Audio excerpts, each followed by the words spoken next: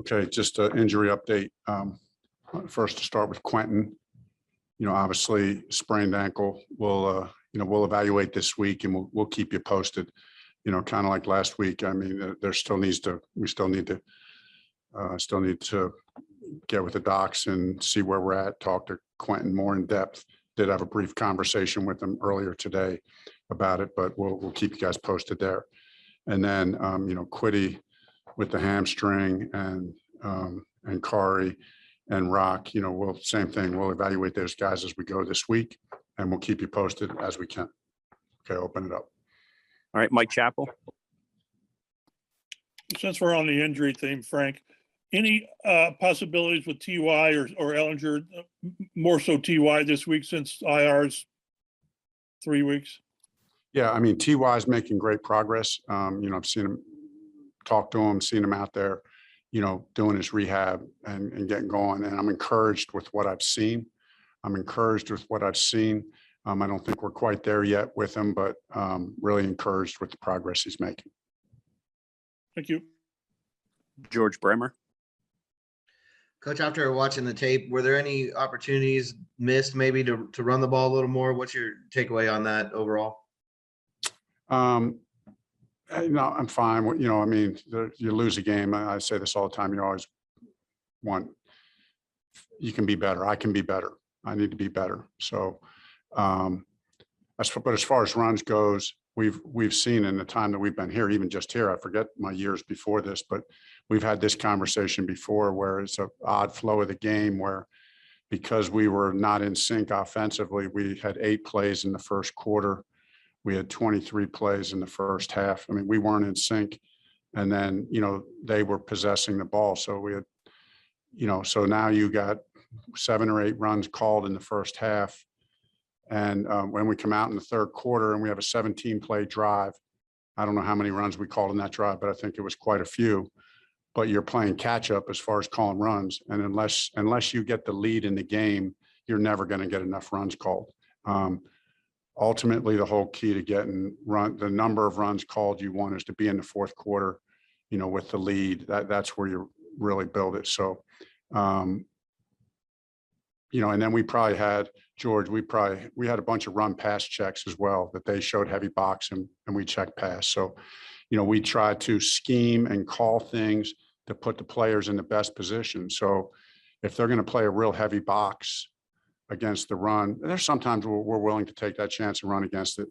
But, we're also going to try to take what they give us. And so if they're going to play heavy in the box, then at times we're going to check out and throw the ball. Olivia Ray. Coach, I know we've talked so many years about just the consistency of this offensive line. And yesterday we see 4 different sets out there. You're having to piece it together like a puzzle. After watching the film, I mean, what did you see from those and anyone that stood out positively, negatively? Yeah, I mean, I think there was, as you said, Olivia, there are a lot of moving parts there, but I thought the guys, I think we're continuing to get better. I think there was a lot of instances where the pass protection was good. I think we ran the ball very well, very efficiently, and good yards per carry, all those things. Chris, when Quentin got hurt, Quentin was playing great before he got hurt, and Chris Reed stepped in and played well. I think Fish continues to look well. I thought the whole line as a whole, did a pretty good job. We had a few misses. In protection, but that's not indicative of. If you look at the overall game, I'd say the overall protection was better, but there were 2 or 3 times where they had somebody coming free that affected us on a couple possible big plays that we need to clean up. Zach Kiefer. Frank, if you remove scheme for a minute, does it feel like there's just something missing right now that's holding you guys back from playing a full game or more consistently? I just think Zach, I just think we got to keep fighting and scratching and clawing. We can't, as hard as it is to, not let this, we talked about this one, we got to own 0-3. We got to own 0-3. That starts with me as the head coach. I'm 0-3 as a head coach this year. So I got to own that. But we can't let that deter our confidence in the vision for where we want to go. This isn't pie in the sky, ignore the reality of where we're at or that we haven't been good enough.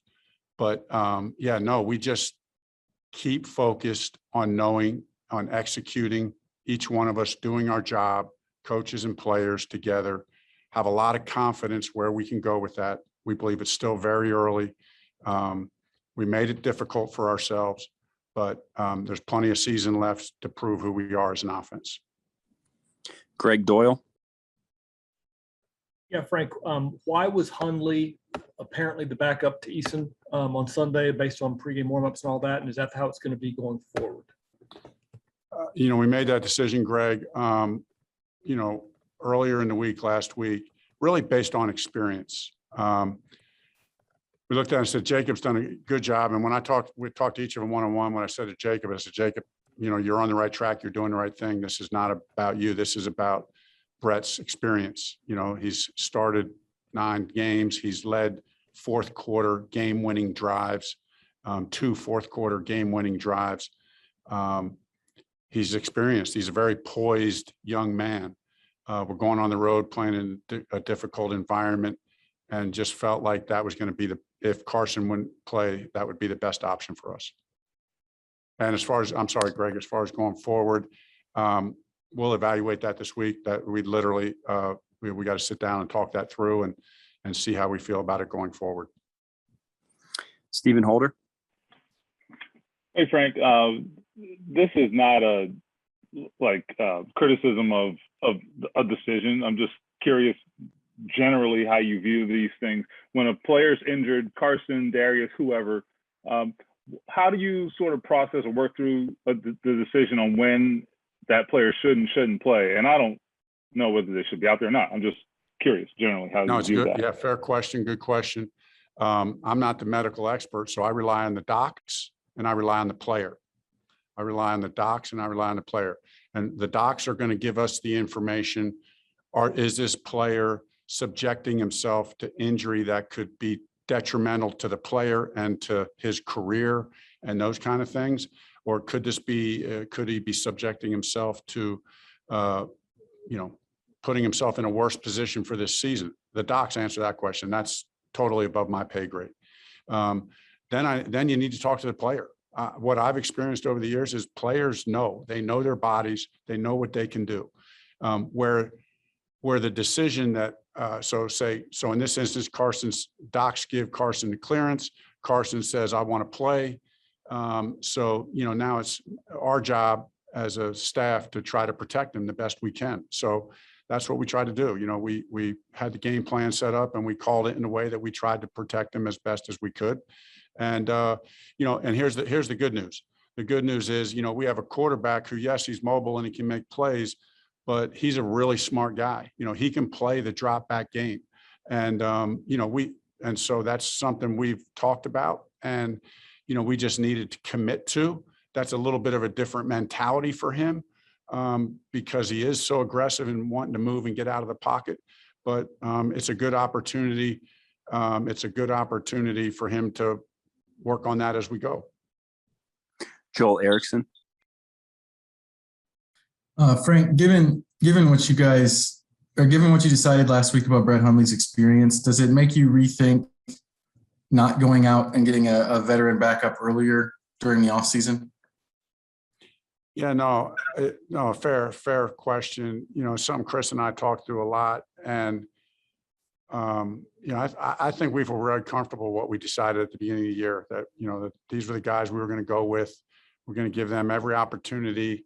And, we had 2 young guys that we drafted that we wanted to get a lot of reps. And, if we had gone out and got a vet, it would have limited that. It would have been harder to see what we have in the 2 guys that we drafted. So we really wanted to take because we like those guys and we think that they have talent and some upside. So I think that was all in an effort to allow that to develop. You can always go out and get a vet if you so-called needed one at the right time. And one other, you mentioned that they were kind of playing a lot of heavy boxes and kind of forcing you guys to pass. What did you see out of the passing game? What needs to be better to to take advantage of those boxes that they were giving you? Yeah, no, we just good execute, better execution all around. Better execution all around. Again, the protection was not bad, but I mean, we had 2 or 3 they get through where we have possible good plays. And so naturally, right, we're trying to be perfect in our protection. We once had a streak where we went, 5 or 6 games without giving up a sack. So we know we can do that. We know we have the personnel to do that. So yeah, we just need to all 11 guys executing when they're playing. They played us a fair amount of zone coverage. So the spacing's got to be right. The timing and rhythm's got to be right. Accuracy's got to be good. And I thought Carson threw the ball pretty accurately for the most part. We missed 1 or 2, but we just need to continue to get better. Kevin Bowen. Hey, Frank, I got 2. First is just how did Carson come out of the game yesterday? I think we're ahead of where we definitely are ahead of where we were last week. So I had a conversation with him out there today, and kind of the goal would be, let's try to be one day better than we were last week.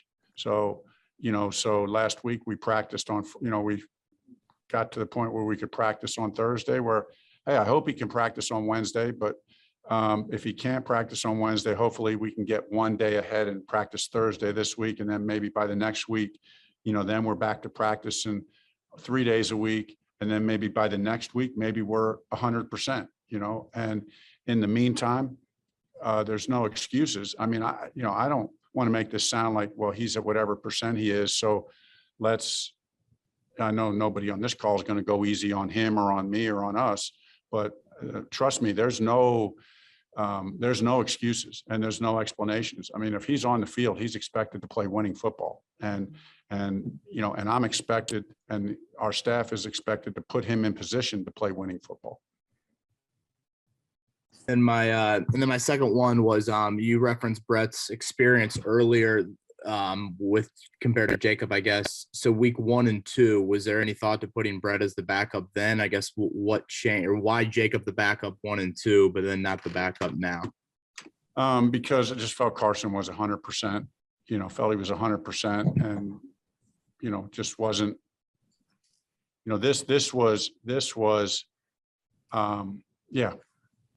this was having time to think it through and just understand what, the reality that Carson might not be in this game, and we're going on the road and the challenges of that, playing a division opponent, given the moment, Kevin is as much as anything the answer. All right, Mike, we'll go 3 more. Mike Chappell. I think you sort of touched on it earlier. You said that Carson came out of the game sort of a day ahead, or not any worse for the wear. So you're not concerned that you're in a cycle where he rehabs, plays, and doesn't get better, and then rehab. This isn't a cycle you think you're in that where he needs to sit down for a game or 2 to really get right? No, he's certainly always under the risk of re-injuring it, right? I mean, of course that's true, but we don't feel like we're in that cycle. We feel like, if he plays in the perfect scenario, like in talking to Carson today, he said, hey, I got through most of the game pretty good. And then the last drive on the sack in the last drive, was a little bit of a re-aggravation of it, where it was like, I thought I was going to get through almost clean, where it wasn't any major deal, and then had a little bit of an issue on the last drive. But besides that, Chap, barring him re-injuring it, but just playing the game, if he just plays the game the way we play quarterback, we should physically get better every week. Mike Wells. Oh, Chap, did you have a follow, Chap? Okay, I guess not. Go ahead. Hey, Frank, I know you touched on this a little bit earlier, but could this be, Carson has said a number of times that it's going to be an ongoing challenge for him to be able to get rid of the ball quicker, not hold on to it as long. Do you think the way you guys are calling plays right now in the long term, this could be kind of a blessing in disguise to help Carson in that area as far as not trying to do too much with the football? Yeah, no, I do think that, Mike. And don't get me wrong, I'm not saying that he can't do that and doesn't do that. He does get it out on time and quick plenty of times. And is there one or two times where maybe, yeah, but so does every quarterback. I mean, that's not just Carson, that's every quarterback. So we could go watch the tape of everybody, and there's going to be play. You just get that out a little bit quicker, and our expectations are so high. But I do think it could be a blessing in disguise, you know, to where he's forced to play from the pocket. And, you know, I just think there's some good things that, and believe me, while that's happening, and this isn't some kind of project that, okay, well, we're going to put winning on hold for a while just until, no, we can play winning. We can play winning football like this. And if that's what it takes, that's what we'll do. But I'm also optimistic that in a week or two, this will all pass, and he'll be 100%.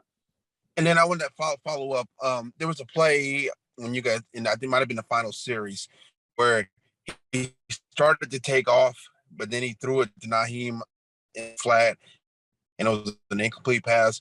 Was that just an indicator of, you know, with 100% Carson, he's taking off to try to make something happen, an indicator of how much pain he was playing through, or how limited he was? Yeah, I think that's a good way to say, Mike, how limited he was, especially at that moment, because I think it was shortly after when he had kind of reactivated a little bit. But yeah, we all know that would have been an instance where he probably runs up there and gains 10 or 12 yards and dives forward, and, you know, we're getting up and we're going on the clock. So, but that's fine. I mean, that's what it is, what it is. All right, last one, Taylor. Hey, Coach. So you mentioned experience being the determining factor as to why Hundley was going to be the backup this week. Obviously, he's gained that experience because he was kind of thrust into that role being the backup.